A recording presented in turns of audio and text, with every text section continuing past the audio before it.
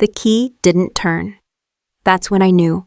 It was early Sunday morning, the kind that holds a funeral in its bones, gray sky. Sharp air, no bird song. I had just come from Mission General, still wearing the same black leggings and jacket I'd thrown on when Tyler collapsed 3 days ago. I hadn't slept, I hadn't eaten. My hands still smelled like hospital soap. The overnight bag dangled from my shoulder. Inside a crumpled blouse, Ty's phone, and the book I never opened. In the other hand, a vase of lilies already wilting. I stepped onto the front porch of our Asheville home and slid the key into the lock. It jammed. I tried again, harder this time, twisting. Still nothing. I checked the spare under the porch stone. It didn't work either. That's when I saw the curtains. Gone were the soft white linen ones I had sewn by hand during quarantine, replaced by heavy, plum-colored drapes I didn't recognize. My stomach dropped. I pressed my face against the glass, squinting. Inside, the living room looked wrong. There were cardboard boxes, plastic bins, a hot pink throw blanket on the couch. My grandmother's antique lamp was gone, replaced by a tacky crystal chandelier that looked like it belonged in a casino bathroom. And then I saw her, Virginia. My mother-in-law sat in the armchair Tyler used to fall asleep in. She was sipping tea from our wedding china, the exact mug I'd given Tyler on our first anniversary. Across from her, Lena folded blankets into a basket, humming. They were laughing. My knuckles hit the door harder than I meant to. Once, twice, then a third time. The laughter stopped. A moment later, the door opened just enough for Virginia's frame to fill the space. She wore her usual perfectly pressed blouse and lipstick like armor. "Claire," she said, almost surprised. "Didn't expect you so soon." I blinked. "What's going on?" "Why can't I get in?" She leaned on the door frame. "Because, dear, you don't live here anymore." My heart thudded. "Excuse me?" "This house belonged to my son. No prenup, no children, no legal tie worth mentioning. It's time it came back to his real family." I opened my mouth, then closed it. There was too much to say. Too much I couldn't process yet. Behind her, Lena smiled, holding one of my dinner plates. "You left the side door open," she said casually. "We figured you wouldn't mind." I steadied myself against the porch railing. The cold wasn't from the wind, it was from them. Virginia raised an eyebrow. "Is there anything else?" I looked past her into the home I'd built from splinters and sails. Then I met her eyes. "You should have checked the deed," I said quietly. And I walked away. It was January, too. Not as cold, but darker somehow. The house smelled like burnt coffee and unpaid bills, and Tyler was pacing the porch barefoot in that threadbare hoodie he refused to throw out. He ran his hands through his hair again and again, like maybe he could pull an answer from his scalp. They froze everything he said, not looking at me. The accounts, the line of credit, the business cards don't even swipe anymore. I stood by the door, arms crossed to keep from shaking. Not from the cold, just the fear. He looked smaller than I'd ever seen him. Not weak, just undone. They might take the house, Claire. It hit harder than I expected, even though I already knew. The unpaid bills, the red envelopes, the voicemail from the bank I'd deleted before he could hear it. He finally sat on the steps, head in his hands. "I failed you." He hadn't, but I didn't say that. I just sat beside him, silently counting the cracks in the wood. The next morning, I got up before him, made coffee, packed my bag, drove to the credit union and asked for a refinancing package. The mortgage would go under my name. I didn't tell him. He would have hated it, called it charity, called it emasculating. But I had a savings fund he didn't know about, left over from my design work before I stopped freelancing. I signed the documents with a hand that barely trembled. Over the next few months, I picked up small projects, an Airbnb renovation, a home staging gig. I stretched every dollar, paid the mortgage on time, repaired the plumbing, covered the cracks with wallpaper. Tyler slowly came back to life. He never asked where the payment confirmations were going. Maybe he didn't want to know. Or maybe he trusted that things just worked out. Virginia never asked either. She came by once that year for Easter and made a snide comment about the backyard looking too humble. She didn't notice the kitchen light had been rewired or the walls freshly painted. She never saw the invoices with my name on them or the sacrifice behind the silence. But I did. And 2 years later, when she changed the locks on me, she had no idea the house she claimed as hers had been mine all along. The motel smelled like bleach and mildew, like a place where people disappeared for a few nights and hoped no one asked questions. The heater rattled but didn't work. I sat on the edge of the bed, coat still zip bag, untouched. I hadn't cried yet. Not when Tyler died. Not when Virginia locked me out, not even now sitting under flickering fluorescent light. My body was too tired for tears. Numb had settled in like an old friend. I turned on my phone for the first time since the hospital. Notifications flooded in: condolences, missed calls, a message from the funeral director. And then I saw her name. Izzy Chen. The last time we talked, she was living in Raleigh, running a boutique law firm and raising twin boys. We'd met freshman year at Chapel Hill, shared ramen packets and breakup stories. Somewhere along the way, life drifted us apart. Her message was short. "Claire, I just saw the obituary. I'm so sorry. If you need anything, I'm here." I didn't reply, but I didn't delete it either. I reread it 3 times, then locked my phone and set it face down on the nightstand. The room groaned as the pipes kicked. The silence stretched. The next morning, as gray light crept through the blinds, I called St. Jude's Memorial Chapel. My voice was steadier than I expected. "This is Claire Emerson. I need to make a change to the guest list for Tyler Emerson's service." The woman on the line was gentle. "Of course, ma'am. What would you like to update?" I swallowed. "Please remove Virginia Emerson and Lena Emerson. Permanently." A pause. "Understood." I hung up before she could ask why. It wasn't spite. It was survival. My first real line in the sand. And I didn't step back. The side door had always been tricky. Tyler kept saying he'd fix the latch, but never did. You had to lift it slightly, jiggle to the left, then push in fast. Muscle memory took over. The door creaked open without a sound. Virginia's car was gone. The house was quiet. But it didn't smell like home. Lavender air fresheners clung to every corner, her signature scent. The hallway had been rearranged, my photos gone, replaced by generic landscapes. The sofa was reupholstered, the pillows wrong. The light in the kitchen flickered with unfamiliar rhythm. Even the silence had changed. I moved quickly, heart pounding. I didn't come back to mourn. I came to remember where Tyler kept things he didn't want disturbed. The office sat in the back corner of the house, windowless and cramped. Room Virginia called a digital junkyard. She hated it. That's why I knew it might still be untouched. I was right. The air was stale with dust and faintly his cologne cedar and citrus. His dual monitors blinked sleepily. The desk was cluttered with USB drives, receipts, scribbled notes. Columns of chaos only he understood. I scanned the drawers, business cards, unpaid invoices, old hard drives, nothing important. Then I spotted it, a slim black folder sandwiched between a stack of instruction manuals and a tangle of charger cords. Across the top, written in all caps with Tyler's familiar blocky penmanship, "Post nup. Do not discard." My breath caught. We never had a prenup. Tyler thought they were cynical. Said trust was more romantic than contracts. I opened the folder carefully. Inside, 3 pages on firm letterhead, stamped, signed, dated 2 years ago. 2 witnesses. A notary. And under the highlighted clause, in the event of the husband's death, all jointly owned assets, including real estate, shall be transferred wholly to Claire Emerson, unless otherwise directed by a valid will. There was no will. But this was enough. Tucked behind the papers, folded in half, was a page from one of Tyler's old notebooks. His handwriting again slanted, casual, familiar, in a way that knocked the air out of me.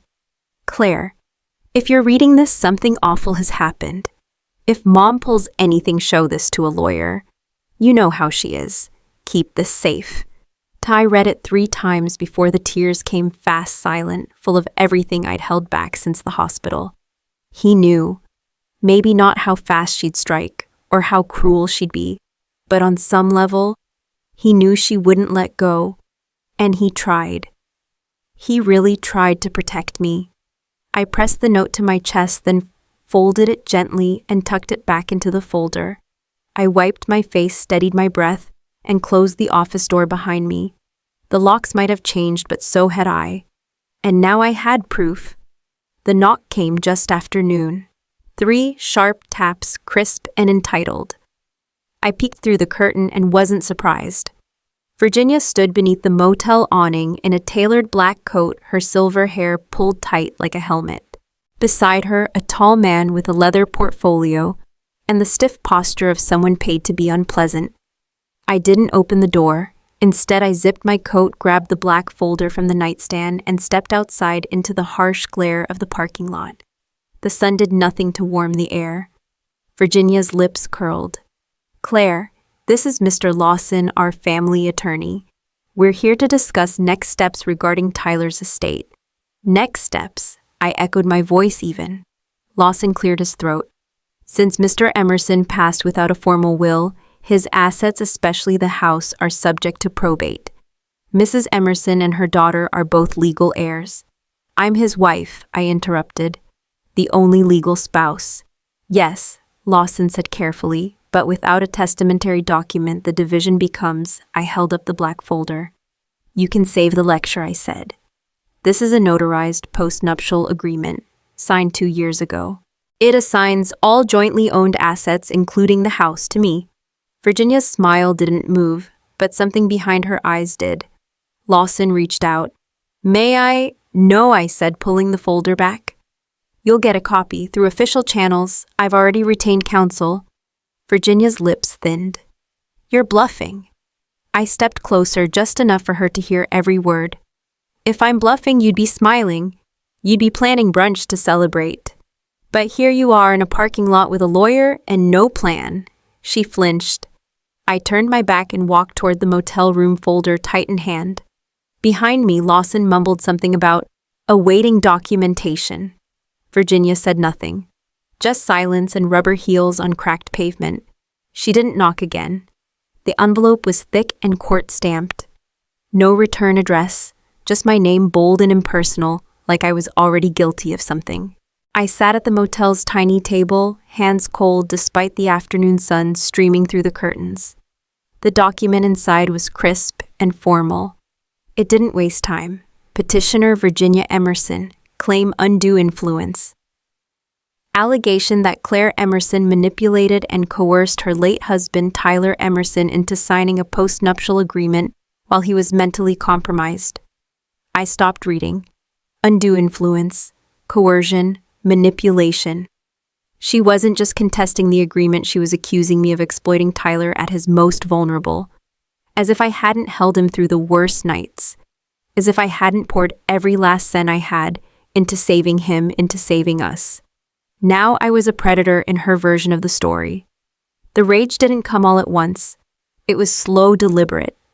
Like heat rising in a locked room. I tore through my suitcase, bills, notes, receipts. Nothing helped. Then I saw it, a stack of unopened mail I'd thrown into my bag without thinking. In the middle, one envelope with the St. Mary's Neurology logo in the corner. I'd forgotten all about it. Tyler had gone in months ago after forgetting names during meetings. He brushed it off as stress, said it was probably nothing. My hands shook as I opened it. Dear Mr. Emerson, following your cognitive assessment, we are pleased to inform you that your results fall within the normal range. No signs of early cognitive decline were detected. Dated 3 months before he died. Signed, sealed, final. I let out a breath I didn't know I was holding. Then I picked up the phone and called Izzy. She answered on the first ring.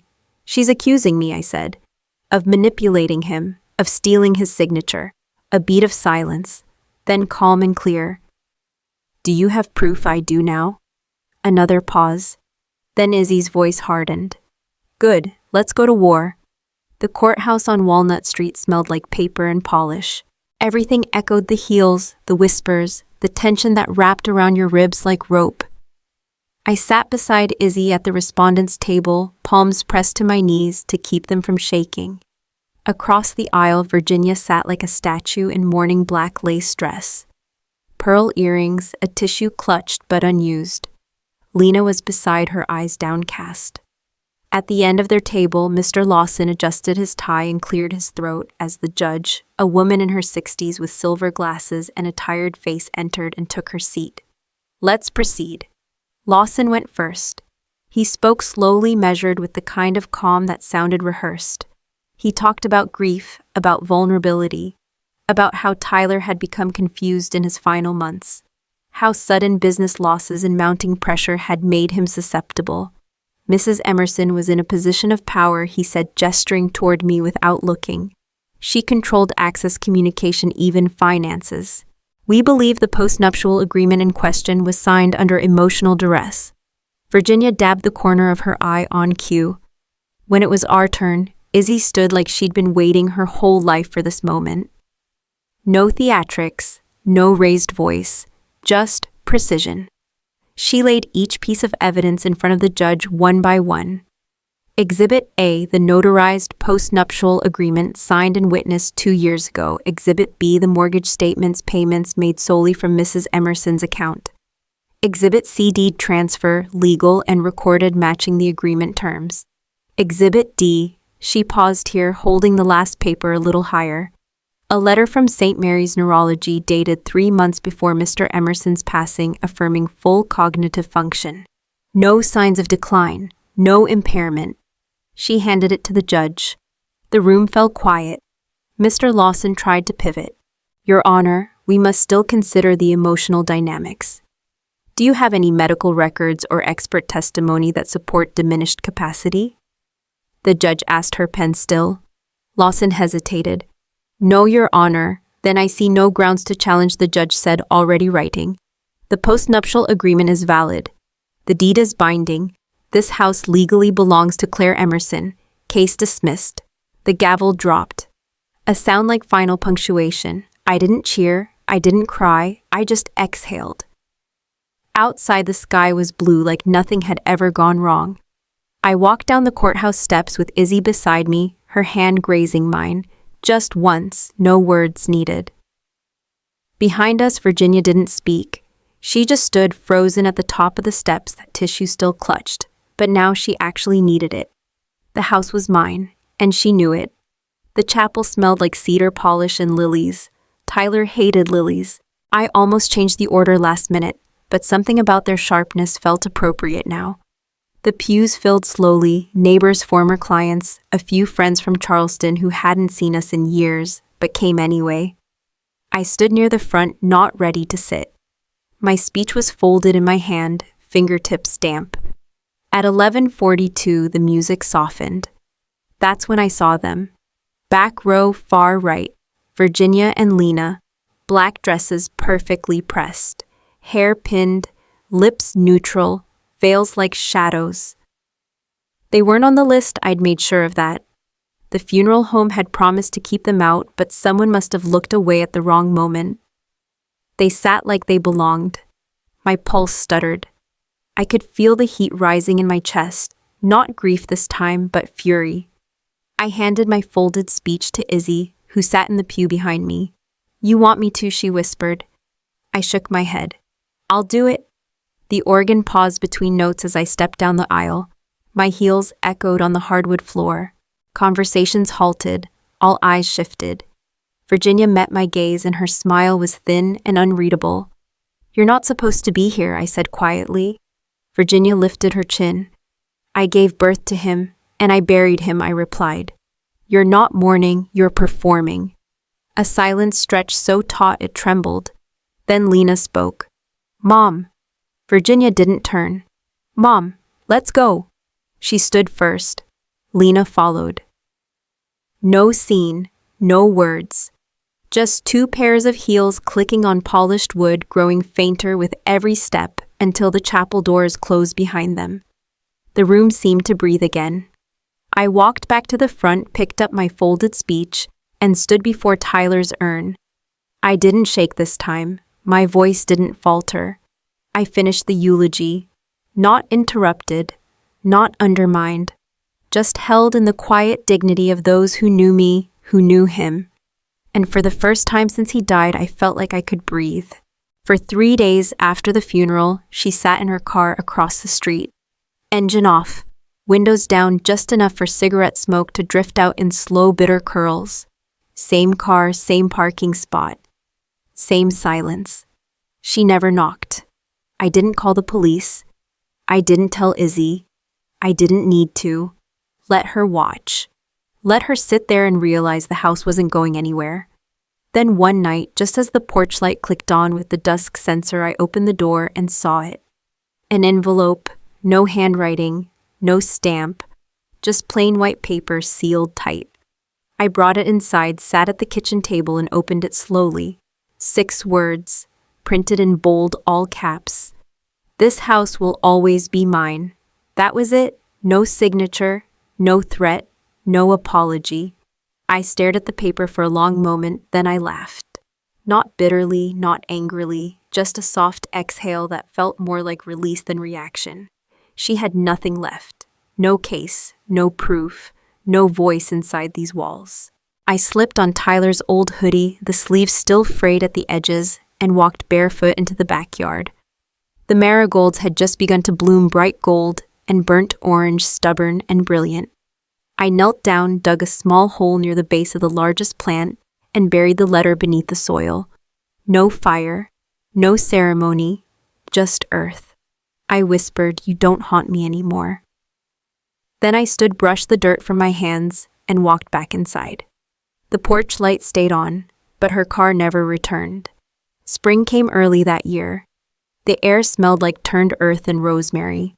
The marigolds Tyler once sketched in his garden notebook bloomed exactly where I buried her letter, thick, wild, unapologetically golden.